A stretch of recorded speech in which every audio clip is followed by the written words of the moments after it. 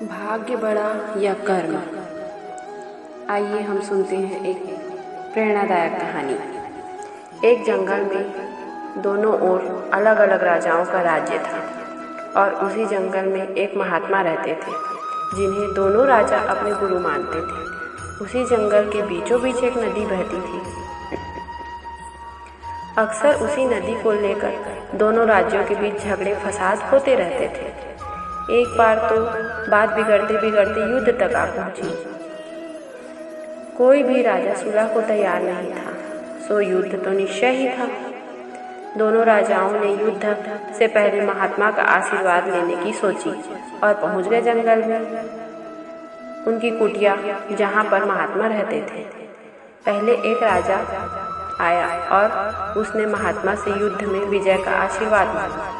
महात्मा ने कुछ देर उस राजा को निहारा और कहा कि राजा, तुम्हारे भाग्य में जीत नहीं लिखती, आगे ईश्वर की मर्जी। यह सुनकर पहला राजा थोड़ा विचलित तो हुआ, फिर उसने सोचा कि यदि हारना ही है तो पूरी ताकत के साथ लड़ेंगे, परंतु यूं ही हार नहीं मानेंगे, और अगर हार भी गया तो हार को भी औरों के लिए उदाहरण बना देंगे, परंतु आसानी से हार नहीं मानेंगे। यह निश्चय वह कर वहां से चला गया। दूसरा राजा भी जीत का आशीर्वाद लेने महात्मा के पास आया। उनके पैर छुए विजयश्री का आशीर्वाद मांगा। महात्मा ने उसे भी कुछ देर निहारा और कहा कि बेटा, भाग्य तो तुम्हारे साथ ही है। यह सुनकर राजा तो खुशी से भर गया और वापस जाकर निश्चिंत हो गया, जैसे कि उसने युद्ध तो जीत ही ली हो। अंततः युद्ध का दिन आया। दोनों सेना एक दूसरे के आमने सामने थी और युद्ध का बिगुल बज गया। युद्ध प्रारंभ हो चुका था। एक तरफ की सेना यह सोचकर लड़ रही थी कि चाहे किस्मत में हार हो, पर हम हार नहीं मानेंगे। हम अपना सर्वश्रेष्ठ कोशिश करेंगे, अपना सर्वस्व झोंक देंगे। और वहीं दूसरी तरफ की सेना एक निश्चिंत मानसिकता के साथ लड़ रही थी कि जितना हो हमें भी है, तो घबराना कैसे। लड़ते लड़ते दूसरी सेना के राजा के घोड़ों के पैर का नाल भी निकल गया और घोड़ा लड़खड़ाकर राजा ने ध्यान ही नहीं दिया, क्योंकि उसके दिमाग में एक ही बात चल रही थी कि जब भी जीत मेरे भाग्य में है तो फिर किस बात की चिंता। वो कहते हैं ना, भाग्य के अधीन निश्चिंत रहना अकर्मठता है, क्योंकि भाग्य का ताला कर्म की चाबी के बिना नहीं खुलता। कुछ ही क्षण में फिर क्या होता है, दूसरे राजा का घोड़ा लड़खड़ाकर गिर जाता है, जिससे राजा भी जमीन पर गिरा पड़ा है और घायल है और दुश्मनों के बीच घिर गया। पहले राजा के सैनिकों ने उसे बंधक बना लिया एवं उसने अपने राजा को सौंप दिया। युद्ध का निर्णय हो चुका था। युद्ध का परिणाम बिल्कुल महात्मा के भविष्यवाणी के उल्टा था। निर्णय के बाद महात्मा भी वहां पहुंचे। अब दोनों राजाओं की बड़ी जिज्ञासा थी कि आखिर भाग्य का लेखा बदल कैसे गया। दोनों ने महात्मा से प्रश्न किया कि गुरुवर, आखिर ये कैसे संभव हुआ।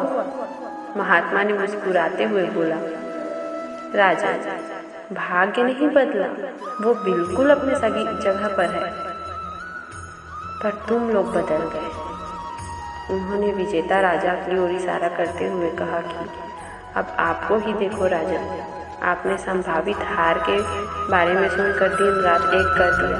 सब कुछ भूलकर अपना जबरदस्त तैयारी में जुड़ गए। यह सोचकर कि परिणाम चाहे जो भी हो, हम हार नहीं मानेंगे। खुद पर हर बात का ख्याल रखा, खुद ही हर रणनीति बनाई, जबकि पहले आपकी योजना सेनापति के भरोसे युद्ध लड़ते थे। अब महात्मा ने पराजित राजा की ओर इशारा करते हुए कहा कि राजन, आपने तो युद्ध से पहले ही जीत का जश्न मनाना शुरू कर दिया था। आपने तो अपने घोड़े की नाल तक का ख्याल नहीं रखा। फिर आप इतनी बड़ी सेना को कैसे संभालते और कैसे उनको कुशल नेतृत्व देते। और हुआ वही जो होना लिखा था।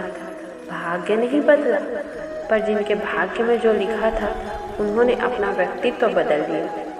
फिर क्या, बेचारा भाग्य क्या करता। दोस्तों, इस कहानी से हमें यह शिक्षा मिलती है कि भाग्य उस लोहे की तरह वहीं खींची चली जाती है जहाँ कर्म का चुंबक होता है। हम भाग्य के अधीन नहीं हैं, हम तो स्वयं भाग्य के निर्माता हैं। यह सत्य है कि भाग्य भी उन लोगों का साथ देता है जो कर्म करते हैं। किसी खुरदुरे पत्थर को चिकना बनाने के लिए हमें हर रोज उसे घिसना पड़ता है। ऐसा ही जिंदगी में समझिए, हम जिस क्षेत्र में इस स्तर पर काम कर रहे हैं उसे ही अपना कर्म समझें और बिना फल की चिंता कि अपना कर्म करते रहें। तो कैसी लगी दोस्तों आपको ये कहानी, भाग्य बड़ा या कर्म? कृपया कमेंट के माध्यम से ज़रूर बताएं। फिर मिलते हैं एक नई कहानी के साथ। धन्यवाद।